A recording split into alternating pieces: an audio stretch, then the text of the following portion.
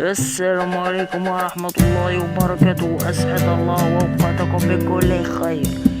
قائمة اللاعبين المدعوين لتربص المنتخب الوطني التونسي الذي سوف يواجه منتخب كوريا يوم 13 أكتوبر 2023 ومنتخب اليابان يوم 15 أكتوبر 2023 في حراسة المرمى أيمن دحمان والبشير بن سعيد ومعز حسن، وفي الدفاع يان فاليري، ياسين مرياح، وجدي كشريدة، منصر الطالبي، محمد الدراجر، علي معلول وعلي العابدي وعلي خرام.